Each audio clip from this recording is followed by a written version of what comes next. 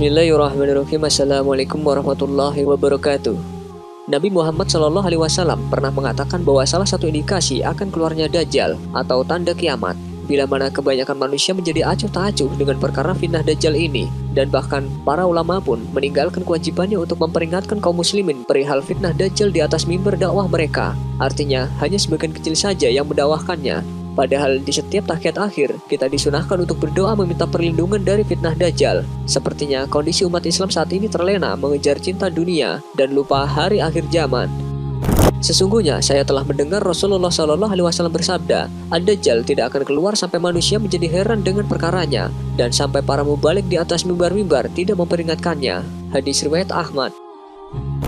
Di Jabal Habsyi, terletak 12,5 km dari kota Madinah Al-Munawwarah, terdapat suatu bukit yang di puncaknya dibangun suatu gedung yang diberi nama Kingdom Palace. Sebagaimana diriwayatkan dalam Sahih Bukhari, kelak di akhir zaman Dajjal akan terus menyerang semua manusia dan semua tempat hingga sampailah Dajjal di kota Madinah Al-Munawwarah. Akan tetapi Dajjal tidak bisa masuk ke dalamnya, maka akan berguncanglah kota Madinah dengan 3 kali gempa. Sebelumnya Madinah tidak pernah mengalami gempa sejak Rasulullah SAW memasuki Madinah Al-Munawwarah di kala hijrah hingga akhir zaman. Kota Madinah tidak akan pernah mengalami gempa terkecuali saat itu, yakni saat datangnya Dajjal laknatullah di depan gerbang Madinah Al-Munawwarah. Pada saat itu Madinah akan mengalami gempa sebanyak 3 kali guncangan, sehingga menyebabkan berhamburanlah semua orang kafir dan munafik. Maka berkata Imam Ibnu Hajar di dalam kitabnya Fathul Bari Bisyarah Sahih Bukhari, bahwa dikala itu Rasulullah mengatakan munafik, fasik, dan kafir semua keluar dari Madinah menuju Dajjal di sebuah bukit itu, kecuali orang-orang mukhlisin, yakni orang-orang yang mencintai Rasulullah SAW yang tidak akan bergeming dari Madinah.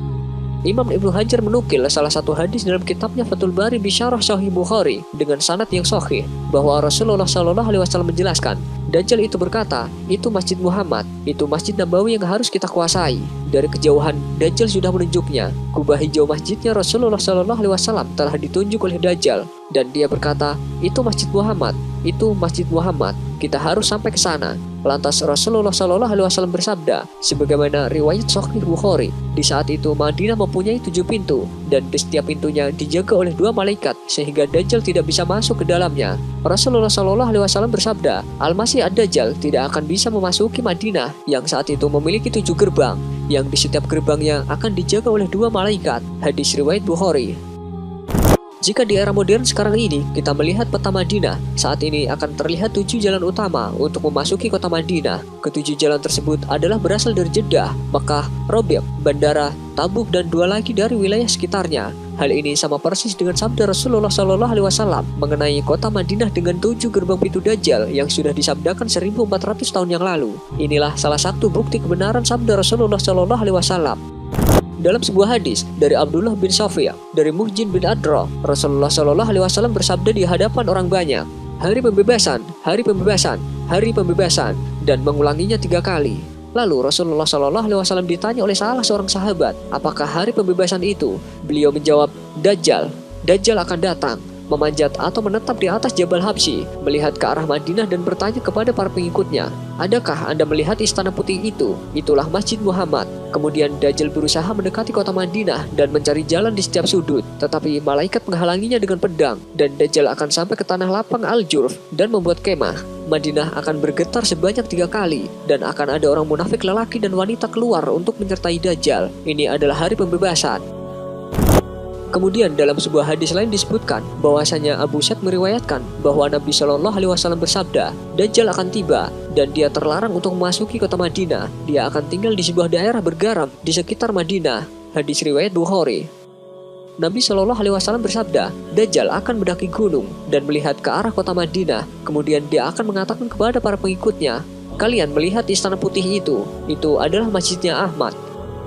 Kini di pinggiran kota Madinah, tepatnya di Jabal Habsyi, sekitar 12,5 km dari Madinah, telah berdiri sebuah bangunan megah yang didirikan oleh kerajaan Arab Saudi. Bangunan tersebut dikenal dengan nama resmi Kingdom Palace atau Istana Kerajaan Saudi. Tetapi penduduk setempat dan kebanyakan orang menyebutnya sebagai Dajjal Palace atau Istana Dajjal. Banyak ulama mengatakan bahwa bangunan tersebut dibangun di atas gunung bergaram atau gunung yang mineralnya mengandung unsur garam, sebagaimana telah disabdakan oleh Rasulullah SAW tersebut.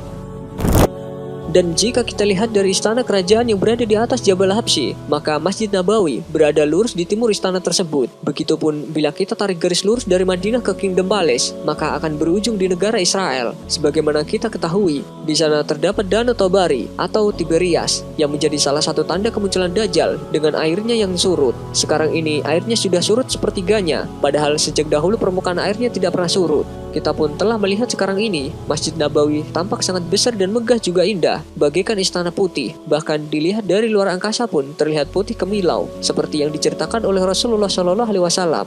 Padahal pada saat Rasulullah Shallallahu Alaihi Wasallam mengucapkan sabdanya tentang Masjid Nabawi, saat itu Masjid Nabawi masih sangat sederhana, yang hanya terbuat dari lumpur basah berwarna kecoklatan dan juga batu bata, serta beratap pelepah daun kurma. Tidak seperti sekarang yang sangat megah, bak istana putih. Dari mana Rasulullah Shallallahu Alaihi Wasallam mendapatkan pengetahuan tersebut? Tidak lain, inilah salah satu tanda bukti lagi kebenaran sabda Rasulullah Shallallahu Alaihi Wasallam sebagai utusan Allah Subhanahu Wa Taala yang telah nyata adanya. Semoga kita lebih bersemangat dalam beribadah, beramal soleh, dan mengurangi perbuatan yang sia-sia dalam mengisi sisa usia kita.